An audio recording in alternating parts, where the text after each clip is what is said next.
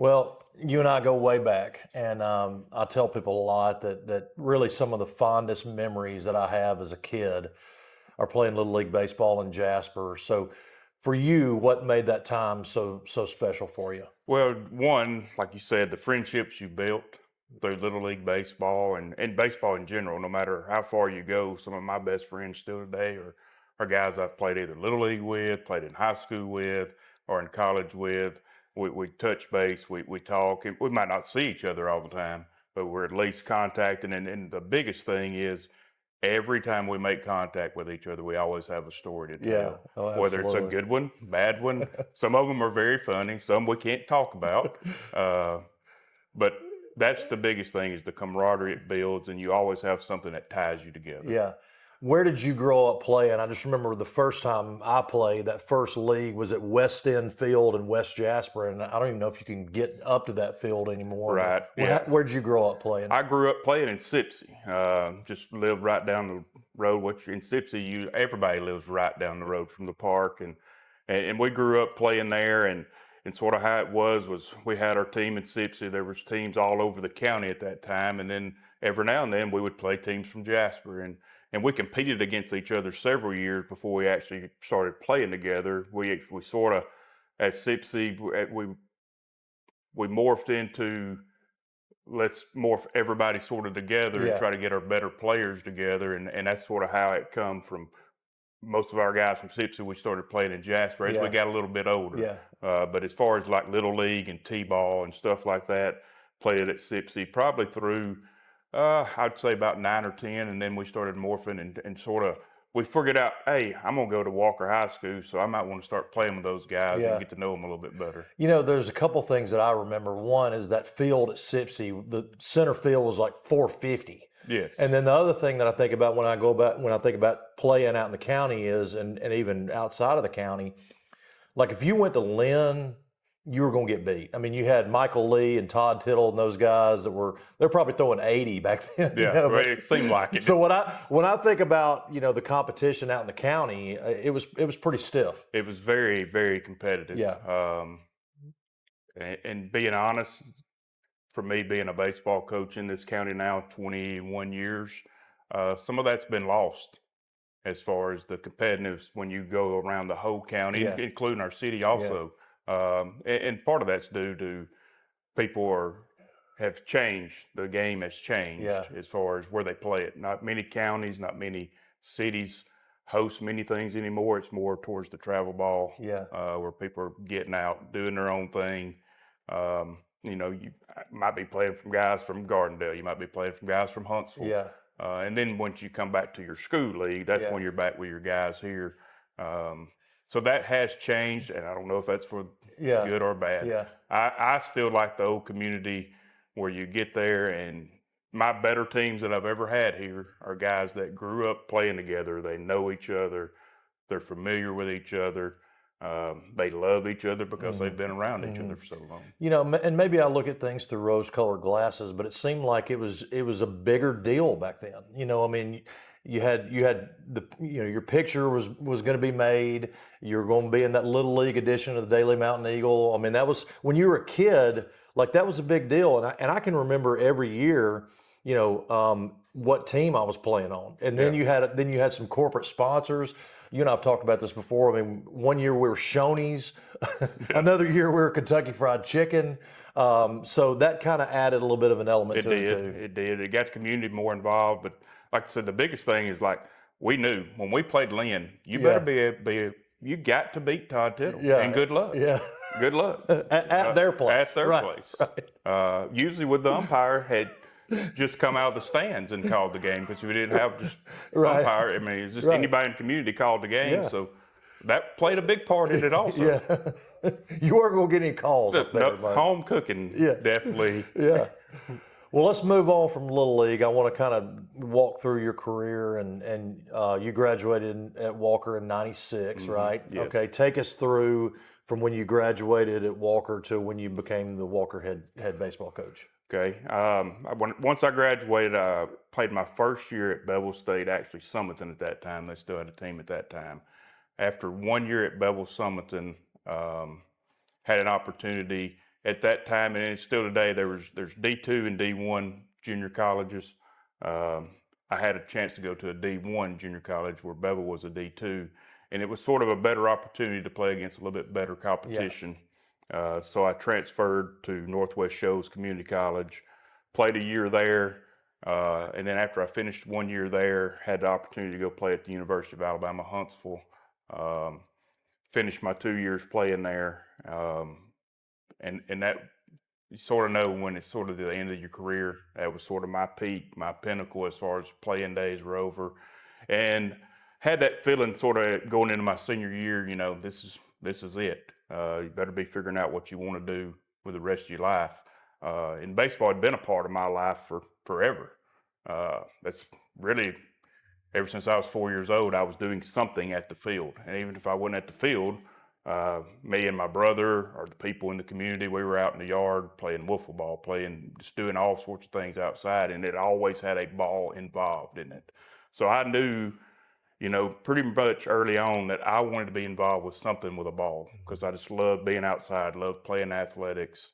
But I gravitated more towards baseball because I think baseball is a game of failure, and it's how do you deal with those failures. And to me, it's, every coach can say, you know, they can relate things to life with their sport because every sport has something they can relate. But baseball to me is how do you deal with that failure, and how do you deal when things don't go your way? Do you take your ball and go home, or do you get back at work and see what I can do to get better the next day? And that sort of gravitated me towards baseball and my love for the game, because I'd done it for so long, and I knew that this was going to be something, if possible, that I really, really wanted to do. So after I finished, I started actually up there with the American Legion in Huntsville. Me and a couple guys who are still coaching today, Brad Phillips, who's at Hartselle, Ryan Hall, who's at Oakman, a guy named Larry Lawson, who was in the coaching for a little bit while. We all started coaching at the American Legions in Huntsville, because that's where we all graduated from.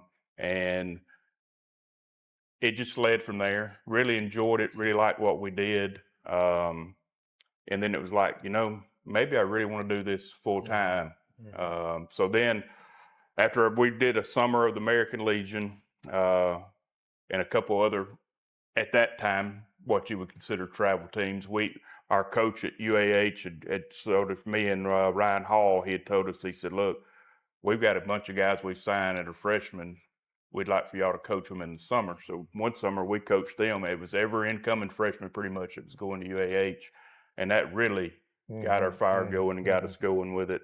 And from there, I still had a little bit of school left after I finished my playing days.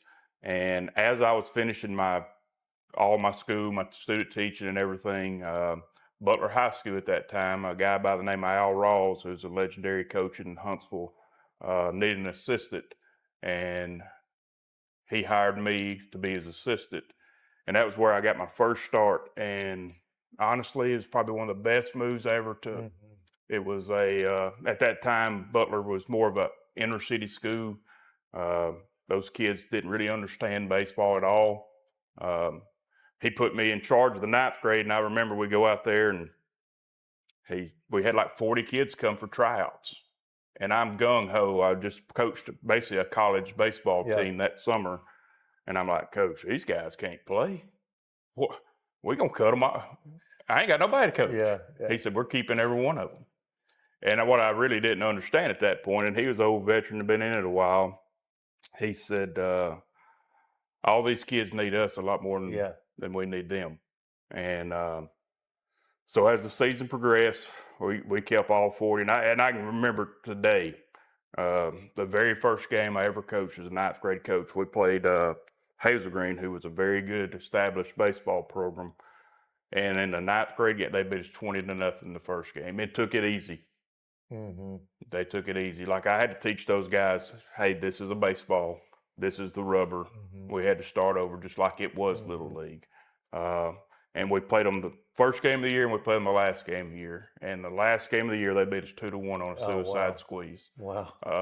and it just showed the improvement. Yeah. And Al taught me, what he taught me was, don't ever give up on a kid. Yeah. Don't matter where they are, let's try to progress them and get them moving forward. Yeah. And some's going to stick with it, some's going to get better, some are going to fall by the wayside. Yeah. Because they're not going to put in the work. Yeah. And that was a big, huge lesson. And the thing I got from it was, one, don't give up on a kid. And it don't matter where we are at the start, we want to be better at the finish. Yeah. Yeah. And then how'd you get to Walker from there? From there, actually from there, I stayed a year there, and then a spot came open at Bob Jones High School, and I took a spot there with Lee Gann, who's now the head baseball coach at Mountain Brook, and they had just come off of they got beat runner-up in the state championship the year before, and I come in, took over as the top assistant with him. And we had a very successful two-year run there. And then you think you really know what you want to do. Boy, we went there. We was like number 1 in the state, number 24 in the country. First year there, we was very successful. The second year, I've got it figured out. Just finished playing college baseball. I know more than everybody around. Mid-20s. Yeah. You know it all. Right. I thought I did. And I was very hungry to be a head coach. Thought I was really ready to run my own program. And so I started putting fillers out, and just so happened, Lee got offered the Mountain Brook job and took that job. He offered me to come with him, but I wanted to be, at that time, I knew Bob Jones was open. Hey, I want to be the head coach at Bob Jones. But actually, I talked with the principal there, and he told me, he said, you're not ready. He saw that I wasn't ready. He said, but we want you to stay here and be our assistant. And matter of fact, they hired Al Rawls from Butler, who I'd already worked with previously. So I stayed there one more year with Al, and then I get a phone call from, at that time, our athletic director and defense coordinator, Roger Satcher, here at Walker, who had actually coached me. He came in when Bubba Davis came in as the football coach my senior year, and Roger was sort of the outside linebackers and D-line coach, and that's sort of, I played outside linebacker and inside, so I'd worked under him, or he had coached me, and we had a good relationship from that, and he sort of just, he laid it out there, said, hey, we've got a guy who's been here a long time, and Coach Sasser, John Sasser, he's getting out. And we're looking to replace him, and we'd like to sit down and talk with you and see if you're interested. I was a little skeptical to begin with, one, coming back home. But I'd been gone long enough that I really, honestly, the only person at that point, as far as the parents or anybody I had sort of a relationship with, that time was Tommy Knight, who was a longtime Park and Rec director. Back to the Park and Rec. Back to our Park and Rec, and coached us at some point. I can't remember the years, but I know Tommy coached us at some point because he coached every kid in Jasper just about at some point through their career when he was doing Park and Rec. And I, once going back, I thought I was ready. And I've said this through the years. I probably came in that first year, gung-ho. I knew more than everybody in Jasper and this, that, and other. And if I had it to do all over again, I'd change some things. And some of that's me reflecting on myself and reflecting back to how when I say treated, I demanded so much from those guys that they couldn't give me what I was demanding of them. And that's one thing I've learned through the years is how to give and take. At that time, it was me telling them this is how it's going to be. And so sometimes you just got to sit back and you got to listen to your kids and see what they really want, what they really need. And that's one of the biggest things I've learned. And I've been here now, I think this is my 21st season. I get asked that a lot, how long you've been here. I think I don't keep up with those things, and I don't keep up with records. Our athletic director, Jonathan Jordan, asked me the other day, he said, how many wins you got? I said, more than we do losses. Yeah. I said, honestly, I can remember the bad years. I don't remember many of the good years as far as records. I can remember, it's like I told him, I said, I can tell you this. I can tell you my first year record here was 10-28. He goes, okay. I said, next year was 15-21. And I said, and then we've been on a ton of years where we won 20 to 25. So I don't know how many we won. Now, these last few years, we've been in a little bit of a downfall the last few years. We're hoping that it picks up here in a few more years. We got a pretty good core, good group of young guys coming up, and we hope they grow and develop and get us back to where we want to be a team that's a 20-plus win team and having our name in the mix when it's all said and done. You know, baseball can get in your blood, you know, and you go back to Little League in Jasper and you know, we had dirt fields and just being out there in the grass, natural grass and the dirt. You got turf now, but it's still the same game. You know, it's still the Right. same. So for you, what is it about being a baseball coach that really just stirs you? Just seeing the guys get out there and the ones who have the passion and love for it, and they're playing the game for the right reasons. It's for that love for the game, for the passion, and to see a guy who may not be as talented as other kids work his tail off and become a baseball player. It's what I always tell them. I said, there's talented players, and those guys, you can see them a mile away when you get to the park, who's got the most talent. But the teams that have those guys that when the game's over with, you as a coaching staff, you look back and say, how did that guy get us out on the mound? How did that guy get the game-winning hit against us? Or how did our guy? And then it goes back to, well, how many hours has that sucker put in the cage? How many extra hours he said, hey, coach, I need some extra ground balls. He wasn't our most talented guy, maybe, but he worked his butt off to become a good high school baseball player.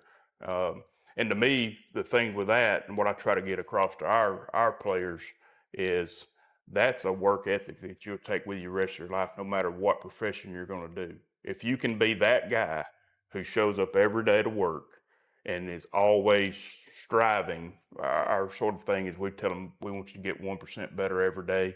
If you can do that in your profession, you're going to be a great husband. You're going to provide for your family and all those things. And that's when it's all said and done. The likelihood of anybody playing into big leagues is very slim and none. But everybody's more than likely going to have a job or be a husband or a father. But there's something about being outside, being in the dugout, the smell of it. Yeah. I mean, it's it just appeals to all the senses too. Yes. It's part of being a baseball coach. And I'm a purist. Now, I do love our turf field. Gosh, I love it. But it is a little different. Can't have sunflower seeds out there, no gum. I know that firsthand. Yes. We had to do away with peanuts, selling peanuts, because you don't want those shells out on the thing. Honestly, I was surprised when you went to turf. I mean, being old school like you are, that was a little bit surprising. Very, very thankful because it saves us a ton of time where we can, instead of taking an hour a day working on the field, that's an hour a day we can get ground balls, or we can do other things to make us better. And it also prevents rainouts, so many other things. It's a blessing to have it. Yeah, absolutely. I want to talk nuts and bolts. I mean, I want to learn, honestly, with this, I want to learn from you because as you know, I've got a 6-year-old who's playing ball right now. I'm his head coach and, I'm still learning the game and trying to understand, but let's talk nuts and bolts of baseball for just a minute. And I want to start with hitting. What is your philosophy in terms of hitting at the high school level? And what do you teach your players about how to approach hitting? Okay. I'm not going to get into the mechanical side because that's just way too much. Yeah. But sort of just in general, our approach is we tell our guys there's two things. There's either your at bat or our at bat. And your at bat means 0 or 1 strike on you. 0 or 1 strike, you're looking for your pitch. Whatever pitch you can swing at, and if you swing at it, you're not going to miss and you're going to hit it hard. Now, once you get 2 strikes, then it becomes our pitch. And when I mean ours, we're talking about our team. You got to shorten up. You got to put it in play. You got to do whatever to help the team. Okay, that's our general approach. Now, there's also situational hitting that comes in. We got a guy at third, no out, 1 out. The infield's back. All we got to do is hit it to the shortstop or second baseman, pass the pitcher, we score him. then that becomes our at bat. And that we try to keep it simple. I learned a long time from a head coach. He said, use the KISS method as much as you can, which is keep it simple, stupid. And that's what we do. We got, when it's yours, turn it loose on your pitch and get after it. When it's ours, let's do what we got to do for the team. And situational hitting comes in that. One thing that's changed in the game big time is the lack of bunting or and the lack of skill to do it. I don't really know if that's a good thing or a bad thing. Gorilla Ball started with LSU and Skip Burtman, and it sort of has just snowballed and gotten bigger and bigger and bigger. I do think there's going to be a shift pretty soon. It's going to go back to guys that can really place the ball and bunt the ball, and in the same way on the mound. The biggest thing on the mound is velo, velo, velo. Well, it don't do you any good to throw 94 and it's ball four. We want guys that's going to pound the zone and give us strikes. But that's our biggest thing with hitting. And another thing I always tell our guys, the best two-strike approach is don't get there. Don't let the guy get you to two strikes. Because nobody can ever tell you, man, I was a great two-strike hitter. No, because you're always on the defense instead of on the offense. And that's what we want them to learn. When it's our offense, that's what we want. We want to be offensive. We don't want to be defensive. What about taking the first pitch? I mean, is that something that is kind of situational? Situational, that's not me. I can probably name on, like I said, 20-something years, how many times I've really give and take. Obviously, the old school of 3-0, but we give green lights on 3-0 sometimes, especially if a guy's hot and we got guys in scoring position, because it could be the best hit and the best pitch and the only pitch he gets in his entire game to help our team. That has changed. We sort of classify our hitters. We got guys that we want to be pounding the ball in the gaps, and we have guys that we want to be getting on base. We want those guys to be a little more patient. We want our leadoff hitter to be a guy that can get some depth in the count. So hopefully after our first at bat, we've seen every pitch that guy's going to throw at us for the day, and we try to use every at bat, every time we see something from a pitcher, as a chance for us to learn and see what he's doing and how he's trying to get guys out. It seems like if a pitcher knows that a batter is going to be aggressive and may swing on the first pitch, they may not throw it right down the pipe. Right. And so now if you don't swing, or you may get ahead in the count if you're a batter. Right. But if they know you're going to take on that first pitch, they may throw it right down the pike. Yeah. I'm not a hitting coach, but it just seems like taking a more aggressive approach can be to a hitter's benefit. Oh yeah, definitely, and it's a mindset. Yeah. Nobody plays this game to go up there and take. Yeah. Hey coach, thanks for giving me the take. That was a fun at bat. Right. I just stood there. But that's what we sort of use the yes, yes, no.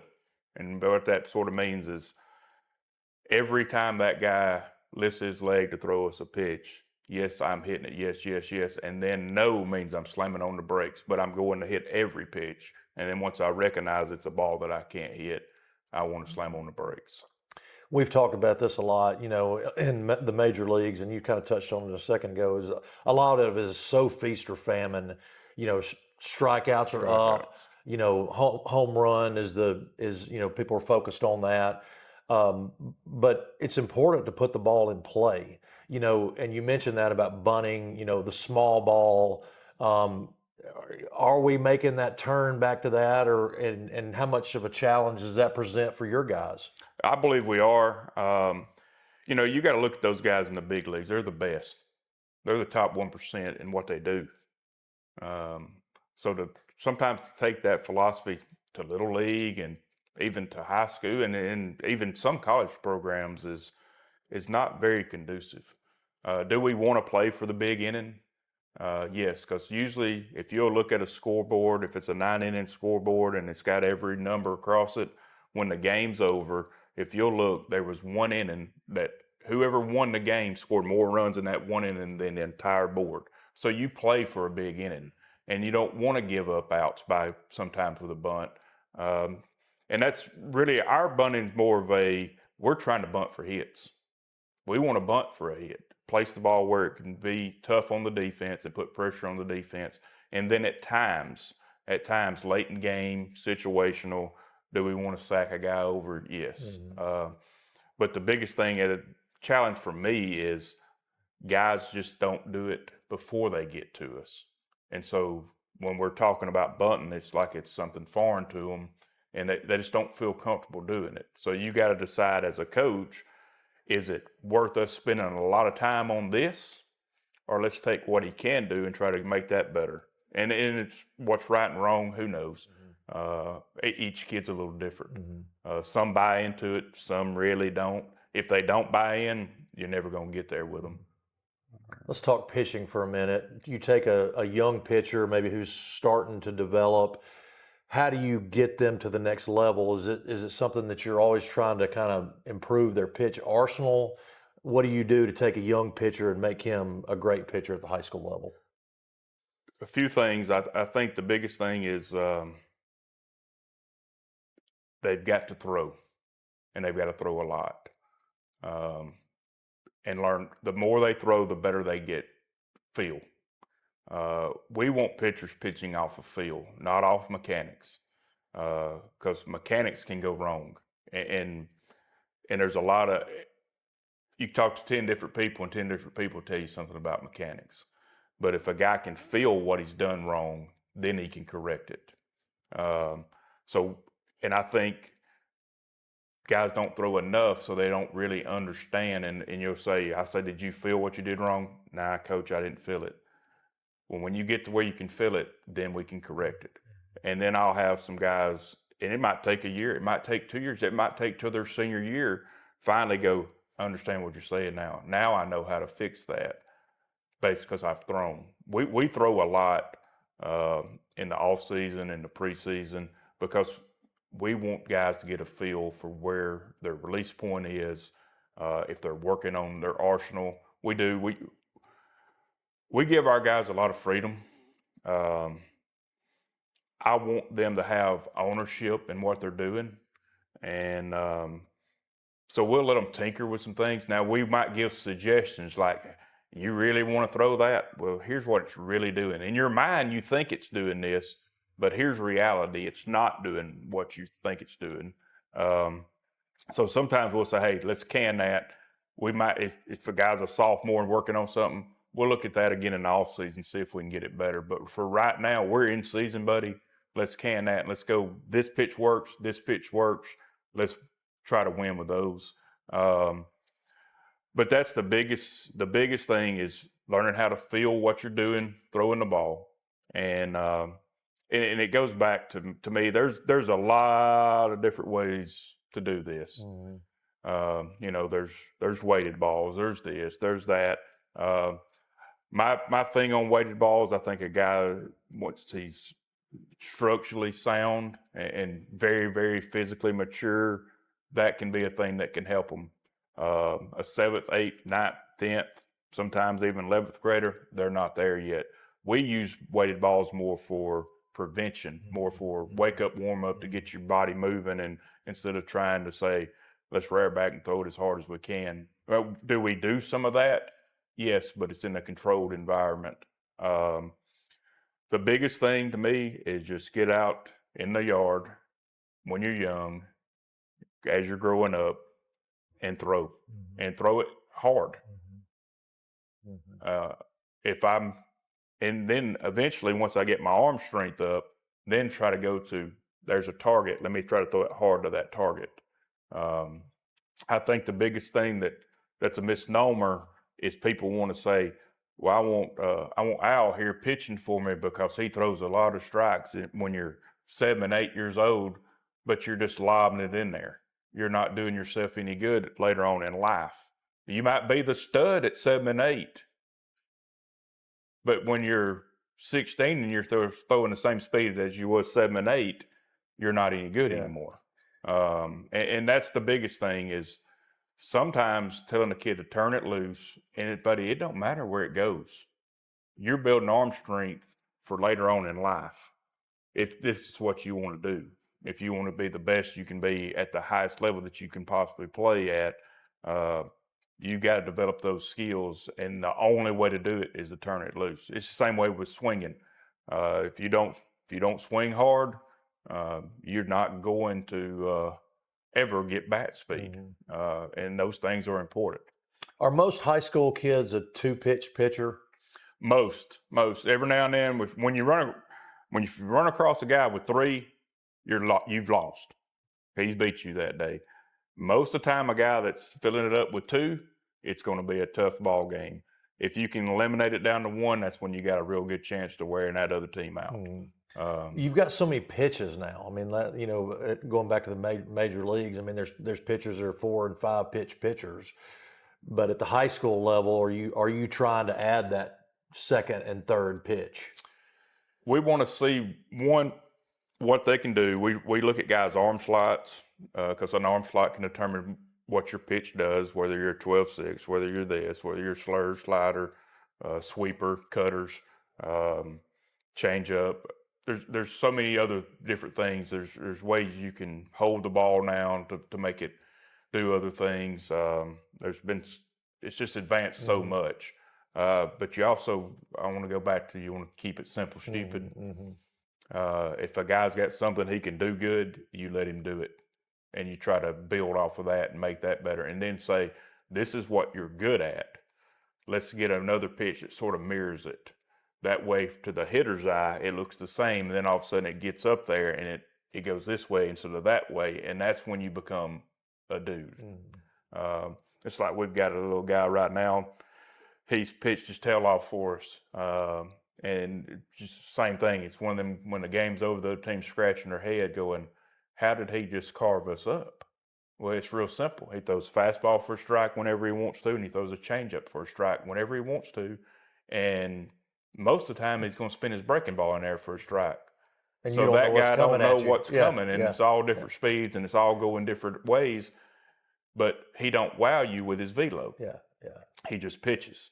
And that on the flip side, we got some guys that can throw harder, but we can't get them to understand that part of it, that all pitching is disrupting timing to the hitter. And strategy. Yeah. It's a mental thing.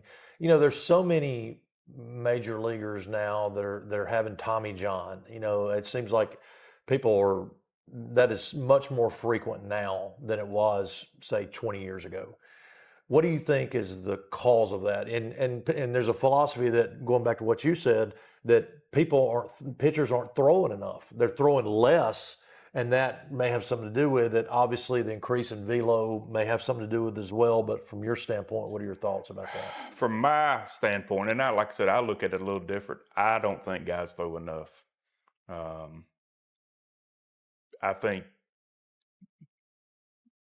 it's been the wussification of baseball. Is we get these big rotations in the big leagues. Guy can't, heck, they don't go over 5 innings anymore. Then you got a 6-inning guy, 7th-inning guy, 8th-inning guy. You have all these specialists, and they're great. They are good at what they do. But there is something to people throwing a lot. Guys who run, they don't get good at running by sitting at home by not running. You don't get good at throwing by not throwing. And I believe the arm is just like the legs. If I'm trying to run a marathon, I've got to get my body and my legs and everything in shape. If I'm going to go out and try to throw a 7-inning game or a 9-inning game, I've got to get my arm and body and everything in shape to do that. And, there's two sides to it. There is times for when you're fatigued that you need to rest, but there's also times, and I think as a young person, we have pitch limits in high school. I'm not a big fan of them. I'm not a big fan. I mean, a guy can throw 25 pitches a day. He can throw 25 pitches more. He can throw 25 pitches every day. But if he throws 26, he's got to set a day. What is there really that much difference? I think it's based off of each kid. Each individual sort of recoups better. We have some guys that, hey, the next day they could throw 75 pitches the next day they feel fine. Where we have some that might throw 50 pitches and they need 2 days rest before they can really even throw it. It's just because everybody's body reacts different. You know, and at the big league level, you know, I get it. They've got millions of dollars invested in those guys, but there's also been this velo, and that's all that matters, and get away from pitching. And to me, that has caused a lot of arm injuries because everything they throw is max effort. You don't have to pitch at max effort. You need it in the tank when you need it, but it don't need to be every pitch. You and I have talked a lot about this before, but unless I want to kind of shift from high school and major league stuff, but to more of a, little league travel ball sort of discussion, and I want to talk to you about maybe some challenges that a parent has growing up with travel ball, and you and I've talked about the tee before, things like that. Like there's a mentality about travel ball. There's a mentality about the tee. And so what are some things that you see as a high school baseball coach that may present some challenges for parents? From the parent side is one. I mean, the name of it is travel ball. I mean, so you're having to travel. And instead of saying, hey, we're going to go down here to the local park and rec, wherever you might live, and we've got 10 teams, and we're going to play these 10 teams. And then at the end of the season, we might say, hey, we might have a group good enough that really wants to move on and play after that. But now you're getting your kid and heading out with him. And I'm talking this Little League right now, not even talking from the high school side, but from Little League. You're going to spend all day Saturday at a park, all day Sunday at a park. Is that very fun?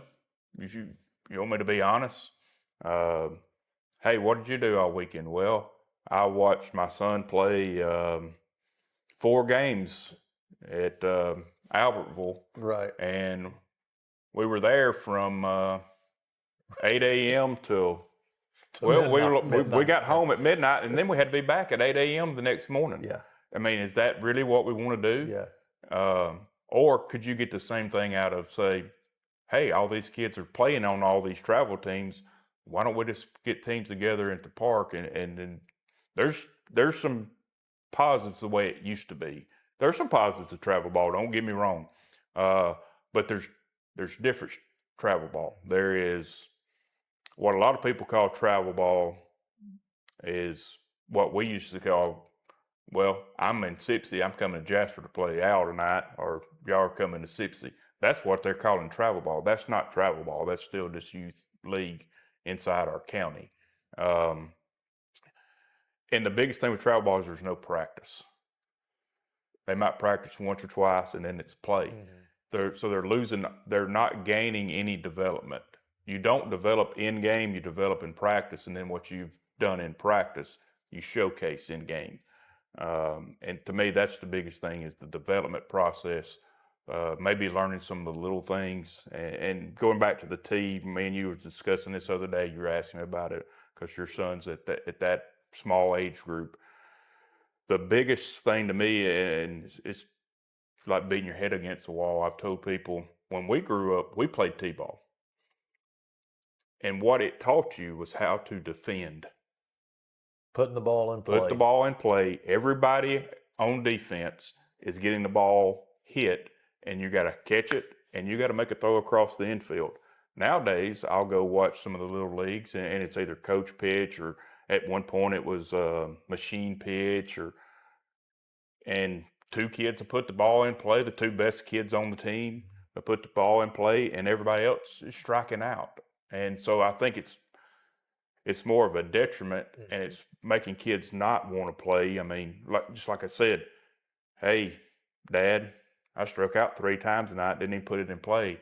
Can I go do that again tomorrow? Right. I mean, it ain't all fun and games, but you do want your kids to enjoy what they're doing and have success, and throwing them out there at 5, 6, 7, 8, and all of a sudden saying, hey, we need you to hit this, hit this, hit this. you're not giving them an opportunity to be successful. And I've told the parents it's not an embarrassment to hit off the tee. No. There's nothing wrong with hitting off the tee. No, Tony Gwynn made a good living hitting off the tee, and then would transfer it from the tee to the game. Yeah, and you want them to have success. And to your point, is it more embarrassing to hit off the tee, or is it more embarrassing to whiff 3 times and then have to go back and tell mama later on? Talk to mama later on. I mean, it's just So I think to your point, I think it's important to stay with it. Obviously from a practice standpoint, you can continue to implement it, but I just from my I just don't understand why there's so much an aversion to it at that level. I can't answer that one. Me personally, I'd like to see T-ball. Yeah. Because I think it develops skills on the defensive side and the offensive side, because whenever kid puts it in play, he learns where to run bases and how to run bases a little bit.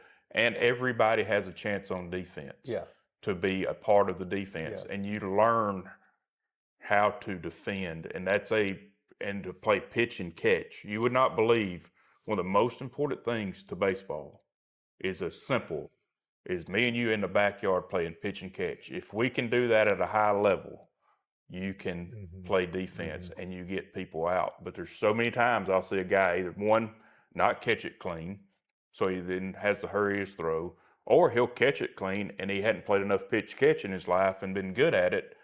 He makes an errant throw to first base, so it does no good.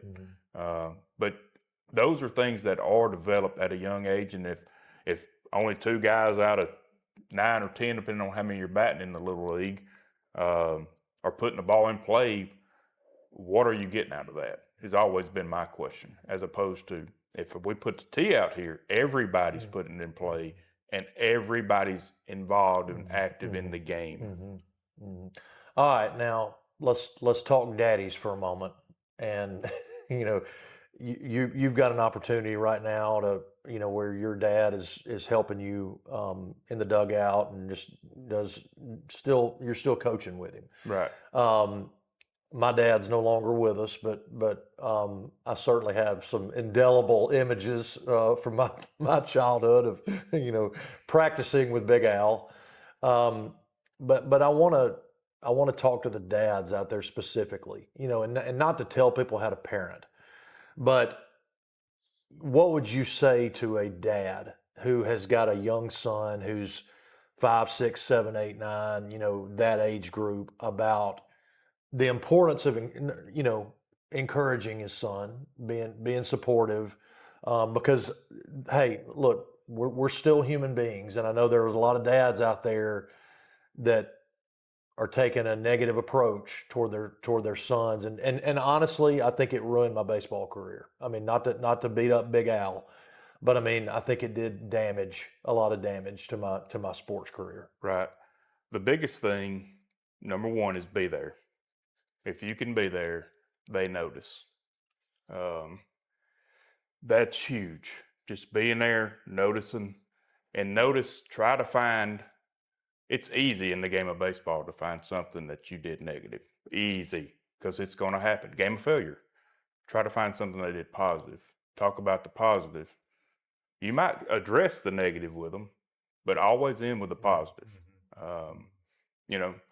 Sometimes I feel as that as a coach, even with our guys. I'm going to, you did this wrong, this wrong, this wrong. But, really, we did this right.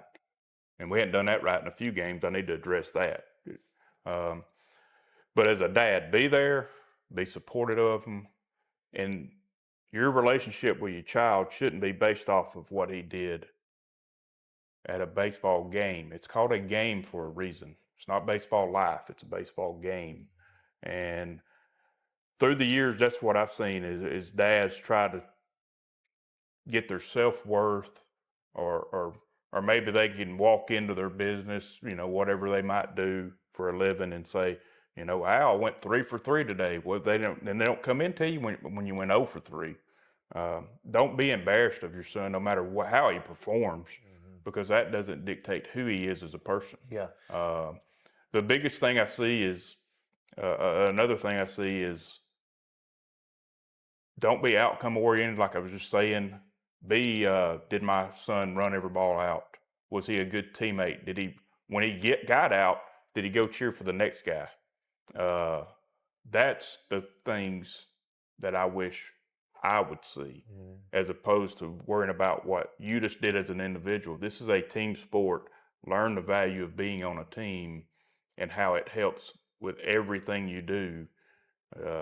You know, you can go 3 for 3 and been a dog that day. You loafed. You was a bad teammate. That has nothing to do with if you were good. That's what I try to tell our parents. Don't base your relationship with your child on how he performed in the game. If he's showing his tail, not hustling, being a bad teammate, that's things to talk about from a negative standpoint. But whether he struck out or whether he made an error, that you screaming and yelling at him isn't going to change it. He still struck out. He still made an error.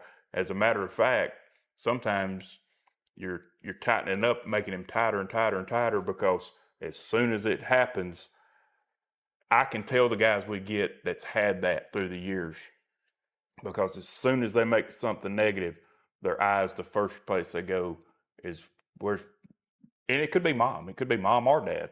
It's, they want to glance at them to see, as opposed to if they never had that, if on the ride home it was, hey, I'd like to see you run down the line and maybe a little bit harder, but you did do this very good today. You would be amazed at how much better the relationship and how much more comfortable your kid is with playing. And that's through life. I mean, it's unreal. And I can tell you right the opposite. I can tell the parents who's done it that way, just how their kids react to things and how they do things. I've done a lot of work on, you know, nervous system type stuff. That may sound a little bit bizarre that I said that, but I'm understanding more about our nervous system. And when a parent is being negative from the stands, and saying negative things, especially when a child is up to bat, you're not really creating a safe space for that child. You know, that the child can have safety. And to your point, I mean, I did it. I mean, it's such a mental thing to be up there hitting, you know, and if you don't have confidence and you don't have freedom when you're up there and you're worried about what a parent is saying, I mean, your nervous system is going to be going haywire, you know, while you're up there. So how important is it for a parent to maybe just either be encouraging or don't say anything while your kid's batting? Yeah, don't say anything, and especially don't try to give them advice. I learned that a long time ago as a coach. You do your coaching in practice. Yeah. If you're trying to coach a guy up while he's in the game, it's too late. Yeah. He's just got to show and go with what he's got. And then you might see those corrections, and when the game's over, say, hey, this is what we got to work on before these next few games to try to get this corrected. But hitting a baseball is hard. You're taking a round bat and a round ball, and you got to hit it square. And you don't know what pitch is coming. You don't know what pitch is coming. And then when you get up there, and if I swing and miss, and I'm worried about mom or dad or granddad or anybody, just one either belittling me and then you have your peers. You know, when you're playing against peers, or heck, your girlfriend might be in the stands and you don't want to embarrass her. Or if you're at an opposing, field, I mean, you got hecklers sitting out there too. I mean, that's part of it. I love it when it gets like that. I really like that because then it shows to me a kid's true character. Yeah. Does he let that bother him? Or does it just be like, I don't really care what you say. That's not going to change who I am and what I'm doing. But, you know, the biggest thing with parents, and like you said, go back to, not to brag on my mom or dad, because my mom been there right with my dad. They were there. Yeah. Is there times that my dad might have got on? Yeah, if I had a bad attitude or showed my tail. But I can't recall ever getting in the car and him saying, boy, I'm disappointed in you because you didn't get a hit today. He might not have ever said it, but it might have been the next day when we got up, say it was a Saturday, it was a Friday night, went 0 for 3. He said, hey, you want to go down to the park and hit? that's the way to handle it Mm-hmm. to me. Mm-hmm. You know, is hey, let's go work on what you might have had a deficiency in that game instead of me Mm-hmm. downgrading you, belittling you. Mm-hmm. We need to wrap up. I know we're getting kind of long on this interview, which I could sit here and talk about this. We may need to do part 2 and 3, soon. But your teams always seem to play with a lot of passion. I think that comes from really who you are and your approach to the game. I know you're passionate about the game of baseball. Um, I want you to talk about this team in particular. This is not your best team in terms of record, but every time I've come out to watch you guys play, they've played with a lot of passion. Yeah, we've got um, we've got 7 seniors this year, and to most of them it means a lot. Um, we had a pretty rough year their junior year, um, and they have sort of took it upon themselves, and we talked about it as what do you want to be sort of remembered as, and from the young guys, do you want to be remembered as guys that just showed up and went through the motions, or do you want them to remember you as a player, as a team, as a group that led by example? Um, and I think for the most part, it's like anything else. We play a lot of baseball games. There's days, good days and bad days, but for the most part, our guys have showed up every day and they've gotten after it. One things we told them this year, I said, I don't care if we win a game, if we lose every game. I want us to run hard to first base. That takes zero Bust out ability, there. Yeah. zero talent. Everybody that puts it to play can run hard to first base. And I think that sets a tone for everything. If I can run hard to first base, if I just popped it up to the pitcher, or if I just ground it out, I can do everything with a little bit of fire about me. And that's what I want. That's sort of how I want our program to be. Yeah. Is, it's no secret. We're not the most talented. There's been years where we've had the most talented team. Right now, we don't. So we've got to outwork them, got to outplay them, got to outthink them some, because baseball is a mental game. And sometimes it don't happen. Sometimes you run into a buzzsaw, and we've done that. We've run into a buzzsaw a few times, and you just tip your cap and go on. But like going back to the same thing, that don't make you a lesser of a person or lesser of a player. Some people are better than you at things, and you just tip your cap and go on. And you know what? You just say, you know what? I'm going to get ready for the next time I face you and see if you can beat me again. Yeah. Well, man, I really do appreciate it. It's always good to talk to you. And y'all got Hueytown. We're at Hueytown Friday, here at Haleville on Monday, and that'll wrap us up for the year. Well, good luck to you the rest of the year, and let's do this again. All right. Thanks, man. Appreciate it.